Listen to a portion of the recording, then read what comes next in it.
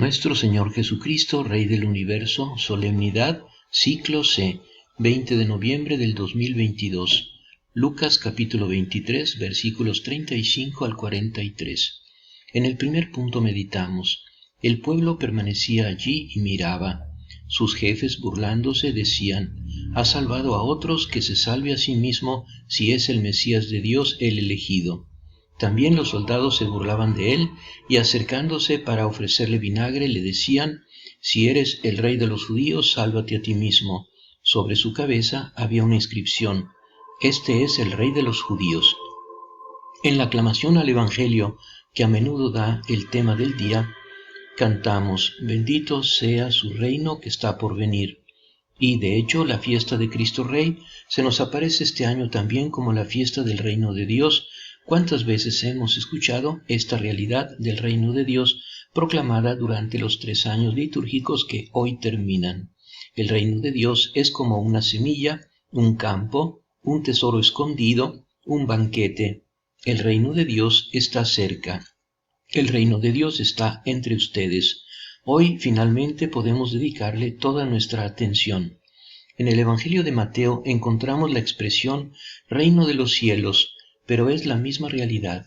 Mateo, que escribe para los cristianos procedentes del judaísmo, evita, si puede, pronunciar el nombre de Dios y en su lugar, como hacían los judíos, pone la perífrasis cielo. El reino de los cielos no indica, por lo tanto, algo que existe solo en el cielo, es decir, fuera o después de este mundo, sino algo que ya comenzó y está presente aquí entre nosotros. Está en este mundo, aunque no sea de este mundo. En las lecturas de hoy encontramos una tercera expresión: reino de Cristo. Él nos ha trasladado al reino de su Hijo amado. Acuérdate de mí cuando estés en tu reino. Pero vuelve a ser la misma realidad. El reino de Dios se llama reino de Cristo porque encontró su plena y definitiva realización en Jesús. Las tres expresiones, por lo tanto, indican lo mismo, pero ¿qué es esto? ¿Qué es ese reino misterioso que no es de este mundo, que no atrae la atención de los curiosos, que no ejerce violencia, pero si acaso la sufre? Podemos empezar diciendo lo que no es. No es una institución política o legal como lo son los reinos humanos. Reino aquí es una palabra en activo, significa el reinar o el señorío de Dios. El reino de Dios es la soberanía de Dios que coincide con la voluntad y con la santidad de Dios. Venga tu reino es como decir, hágase tu voluntad. Por eso se le llama igualmente bien reino de verdad, reino de amor, reino de santidad y de justicia. El concepto de reino de Dios contiene toda la fuerza, la vitalidad y la santidad que caracterizan la imagen bíblica de Dios. Para un creyente familiarizado con el lenguaje de las Escrituras, el solo pronunciar esta palabra reino de Dios debe hacer vibrar algo de grande e indefinido en el corazón. Sin embargo, el concepto del reino de Dios también tiene un significado pasivo que concierne al hombre. En sentido activo indica la voluntad de Dios, en sentido pasivo indica la aceptación de esta misma voluntad que se realiza en la obediencia de la criatura y en el ordenamiento de todas las cosas según la voluntad y el plan de Dios. Precisamente por eso, en efecto, el reino de Dios se ha convertido en reino de Cristo, porque haciéndose obediente hasta la muerte, Jesús acogió en sí mismo toda la voluntad de Dios. Nada de ello queda fuera e inacabado. No quedaron residuos pasivos, por así decirlo, sino que todo fue quemado en su obediencia. La perfecta adecuación entre esos dos aspectos que constituyen el reino de Dios se realizó en Jesús. Por esto se convirtió en Rey y Señor, y la causa de Dios con los hombres ahora se llama Jesucristo. Comprendemos por qué, después de la Pascua, los apóstoles ya no predican el reino de Dios, sino que predican a Jesucristo crucificado y resucitado. Predicamos a Cristo crucificado. Lo que a algunos estudiosos les parecía una anomalía y una discontinuidad en el paso de Jesús a la Iglesia, es en realidad lo más claro y consecuente del mundo. Con la Pascua, Jesús se convirtió para nosotros en el poder de Dios y sabiduría de Dios. Es decir, Él mismo se convirtió en principio y modelo del reino.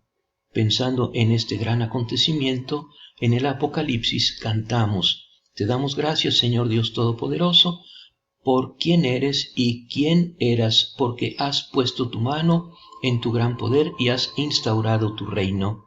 Señor Jesús, que ante la indiferencia, la burla y los atroces sufrimientos que sufriste en la cruz, te manifestaste como el Rey de tu pueblo, concédenos la gracia de poder llevar el peso de la cruz de cada día con tu misma actitud de paciencia, de ofrecimiento de todo al Padre y de compasión por nosotros los pecadores. En el segundo punto meditamos: uno de los malhechores crucificados lo insultaba diciendo: ¿No eres tú el Mesías? Sálvate a ti mismo y a nosotros. Pero el otro lo increpaba diciéndole: ¿No tienes temor de Dios, tú que sufres la misma pena que Él? Nosotros la sufrimos justamente porque pagamos nuestras culpas, pero Él no ha hecho nada malo. Y decía: Jesús, acuérdate de mí cuando vengas a establecer tu reino. El Evangelio nos dice tres cosas aparentemente contradictorias sobre este reino de Dios, del que ahora conocemos un poco. Primero, que está cerca, más aún que ya está aquí entre nosotros. Segundo, que aún está por venir. Venga tu reino. Tercero, que debemos buscarlo nosotros mismos. Busquen primero el reino de Dios. De hecho, las tres cosas son ciertas y siguen siendo relevantes hoy en día.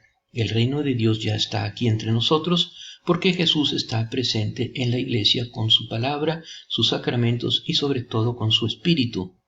A quien después de la Pascua le preguntaba: Señor, ¿es este el tiempo en que reconstruirás el reino de Israel?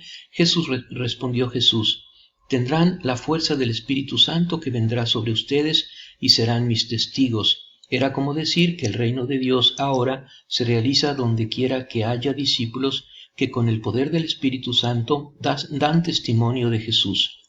Es verdad, sin embargo, que el reino debe todavía venir, y es verdad en muchos sentidos. En sentido moral e histórico, porque los hombres y las instituciones están todavía lejos de estar ordenados según la voluntad de Dios y el modelo de Cristo. En sentido escatológico, porque esperamos el día en el que el reino se cumpla y será presentado al Padre y haya cielos nuevos y tierra nueva. Esperamos el momento en el que se dirá: vengan, benditos de mi Padre, heredarán el reino preparado para ustedes desde la fundación del mundo. En consecuencia, la tercera cosa también es actual, buscando el reino de Dios. En efecto, de los tres, este es, sin duda, el que nos toca más de cerca y del que debemos ocuparnos a partir de ahora. Para un cristiano que está enamorado de la pasión del reino y que decide convertirse en su buscador, se le abren tres campos de trabajo, uno más exigente que el otro, pero comunicados entre sí y, por así decirlo, concéntricos, por lo que el trabajo realizado en uno redunda en beneficio de los otros dos. El más grande de todos es el campo llamado mundo. Debe convertirse en efecto en lo que ya es de derecho a partir de la resurrección de Cristo, que es el mundo de nuestro Señor Jesucristo. Cuando Pablo dice que la creación misma espera ansiosamente la revelación de los hijos de Dios y alimenta la esperanza de ser librada de la esclavitud de la corrupción, es como si dijera que todo el mundo espera para convertirse en el reino. ¿Cuántos proyectos para la mejora del mundo? Pero el mundo necesita sobre todo una cosa, de la cual depende todo lo demás: ser liberado del pecado. Porque el pecado es lo único que no forma parte de la estructura original de la creación, sino que fue inoculado desde fuera, contra su voluntad, dice Pablo, por la mala voluntad del hombre. Por tanto, verdaderos trabajadores del reino son aquellos que, conscientemente o no, trabajan para reducir el peso del pecado en el mundo, luchando por una política más humana, por una información más honesta, por una sociedad más justa y por una cultura más respetuosa de la dignidad humana. El segundo campo es la Iglesia. Decir que debemos buscar el reino de Dios en la Iglesia no es decir una tautología o una herejía. Es decir, que debemos comprometernos a hacer prevalecer la obra de Dios sobre la obra del hombre. También la Iglesia debe convertirse, de hecho, en lo que ya tiene por derecho, es decir, un reino de sacerdotes, levadura en la masa, luz en el candelero, ciudad en la montaña, y esto es cosa de todos. La diferencia entre la Iglesia y el mundo no es que uno sea de Cristo y el otro no, sino que una sabe que le pertenece y el otro no. Para quienes son conscientes de haber sido trasladados al reino de la luz, surge una nueva necesidad que es la coherencia, andar como hijos de la luz. En la Iglesia debemos procurar que la soberanía de Dios resplandezca en la obediencia del hombre para que éste realice y manifieste el reino de Dios a todo el mundo. Espíritu Santo, fuente de la sabiduría, concédenos la gracia de aceptar, como el buen ladrón, la gravedad de nuestros pecados y la confianza en tu misericordia para hacernos entrar en tu reino. En el tercer punto meditamos. Él le respondió: yo te aseguro que hoy estarás conmigo en el paraíso. El tercer y último campo en el que hay que buscar el reino es el personal de nuestra existencia. Así hemos llegado a ese nivel donde la liturgia de hoy toca nuestra vida diaria y nos interpela de cerca. ¿Qué significa buscar el reino de Dios en la propia vida? Es difícil decirlo en pocas palabras. Negativamente, San Pablo lo expresa así: el pecado ya no reina en su cuerpo mortal. El reino de Dios comienza en nosotros donde termina el reino del pecado. Así hemos de representar concreta y casi visiblemente el crecimiento del reino de Dios en ustedes, como un pequeño frente de luz que avanza laboriosamente, luchando por hacer retroceder al frente invasor de las tinieblas que se dispone a recuperar el terreno perdido, como la nueva criatura luchando con el viejo, como David luchando contra Goliat.